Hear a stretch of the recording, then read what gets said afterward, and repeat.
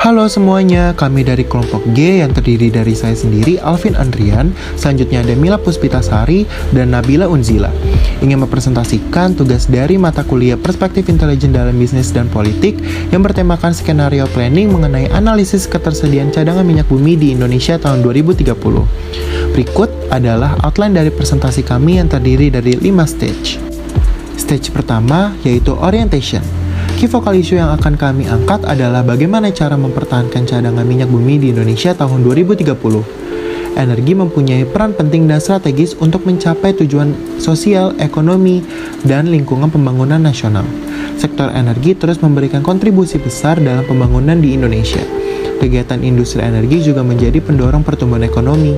Indonesia memiliki berbagai jenis sumber daya energi yang terdiri dari energi fosil yaitu minyak bumi, gas bumi, dan batu bara, dan energi baru dan terbarukan atau yang biasa disebut non-fosil. Tanpa penemuan cadangan yang baru, minyak bumi di Indonesia akan habis dalam 9 tahun ke depan. Gas bumi akan habis 22 tahun lagi, dan batu bara akan habis 65 tahun mendatang. Sebenarnya saat ini kondisi sumber energi dalam negeri masih tergolong berlimpah, khususnya untuk sektor batu bara dan gas bumi. Berdasarkan hal tersebut, terciptalah key focal issue yang akan kami angkat. Stage kedua yaitu driving forces. Terdapat 2 subkomponen dalam driving forces yang sudah kami kumpulkan, yaitu ada transactional or economy dan industry. Dalam penelitian kami terdapat 16 driving forces yang sudah kami beri penilaian berdasarkan impact level dan uncertainty level. Kelompok kami pada akhirnya sepakat mengenai 2 driving forces yang memiliki nilai impact level dan uncertainty level tertinggi, yaitu yang pertama, peningkatan terhadap ketergantungan energi fosil, dan yang kedua adalah kurangnya efisiensi penggunaan energi. Dari 2 driving forces yang sudah didapatkan berdasarkan scoring impact level dan uncertainty level tertinggi, stage selanjutnya yaitu scenarios.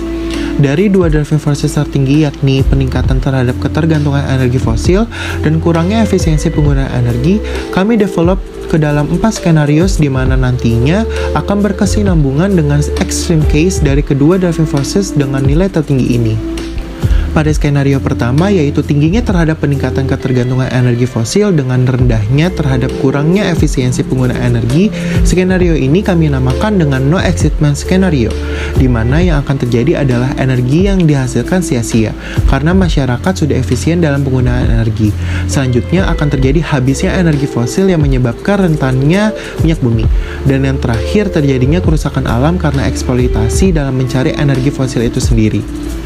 Pada skenario kedua, yaitu tingginya terhadap peningkatan ketergantungan energi fosil dengan tingginya terhadap kurangnya efisiensi penggunaan energi, skenario ini kami namakan chaos skenario, di mana yang akan terjadi adalah bisa menyebabkan kepunahan energi fosil yang mengakibatkan tidak adanya minyak bumi. Selanjutnya, masyarakat akan mengalami kesusahan dalam beraktivitas, terutama di bidang transportasi, industri, dan juga ketenaga listrikan. Dan yang terakhir, akan terjadi harga bahan bakar yang melambung tinggi karena keterbatasan minyak bumi. Pada skenario status quo berdasarkan tingginya terhadap kurangnya efisiensi penggunaan energi dengan rendahnya terhadap peningkatan ketergantungan energi fosil, yang akan terjadi adalah mempercepat habisnya cadangan energi yang tersedia. Lalu energi yang dihasilkan akan terbuang sia-sia akibat tidak efisien dalam penggunaannya, dan selanjutnya ekonomi negara akan menurun karena subsidi untuk bahan bakar yang digunakan tidak efisien. Skenario terakhir kami namakan skenario favorable, yang berdasarkan rendahnya terhadap peningkatan ketergantungan energi fosil dengan rendahnya terhadap kurangnya efisiensi penggunaan energi. Yang akan terjadi dalam skenario ini adalah efisiensi dalam penggunaan energi yang tinggi sehingga cadangan energi yang dimiliki tidak terbuang sia-sia, lalu tidak adanya eksploitasi dan kerusakan alam, dan yang terakhir tercipta stabilnya persediaan energi yang sesuai dengan perkiraan. Setelah skenario tersebut kita develop, kita masuk ke dalam stage keempat yaitu option consideration. Tentunya dari masing-masing skenario tersebut akan memiliki implikasi dan juga beberapa option yang bisa diambil oleh Indonesia. Pada skenario no excitement, terjadi beberapa implikasi, yaitu berlimpahnya cadangan minyak bumi dan berkurangnya lahan tempat makhluk hidup. Adapun opsi yang dapat diambil yaitu seperti penggunaan energi alternatif selain fosil dan menggunakan energi terbarukan selain minyak bumi. Selanjutnya pada skenario chaos, implikasinya antara lain habisnya cadangan minyak bumi, terjadinya monopoli perdagangan minyak bumi, harga minyak bumi yang semakin meningkat pesat, dan yang terakhir adalah terhambatnya aktivitas mulai dari sektor transportasi, ketenaga listrikan, dan juga industri. Adapun Indonesia memiliki opsi antara lain meminimalisir penggunaan minyak bumi dan melakukan impor terhadap minyak bumi itu sendiri untuk menambah cadangan minyak bumi.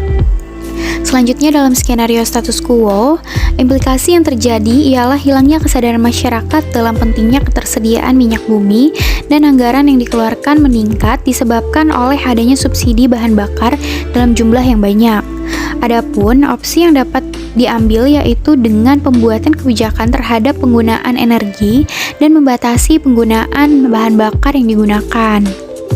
Dan yang terakhir, pada skenario favorable, implikasi yang terjadi ialah minyak bumi yang tersedia akan melimpah. Dengan tingginya efisiensi dalam penggunaan energi, membuat masyarakat tahu pentingnya bagaimana cara menggunakan energi secara efisien. Selanjutnya, terjaganya lingkungan hidup. Dan yang terakhir ialah ekonomi yang stabil dalam hal subsidi bahan bakar.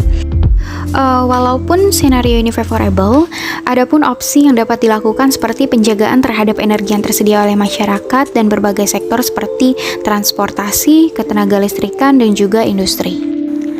Dari option consideration yang sudah didapatkan, kita masuk ke dalam stage terakhir yaitu early warning sign yang merupakan integrasi dari beberapa skenario yang sudah dirancang sebelumnya. Stage ini bertujuan untuk membuat Indonesia memahami bagaimana cara mempertahankan ketersediaan minyak bumi pada tahun 2030 dan juga memahami letak di mana skenario yang sedang terjadi sekarang. Misalnya, pada skenario no excitement diindikasikan dengan memulai mencari energi alternatif dan meningkatkan cadangan fosil untuk masa yang akan datang. Selanjutnya, pada skenario chaos diindikasikan dengan menyiapkan dana yang besar apabila harga minyak bumi meningkat dan menyiapkan pasokan minyak bumi lebih banyak.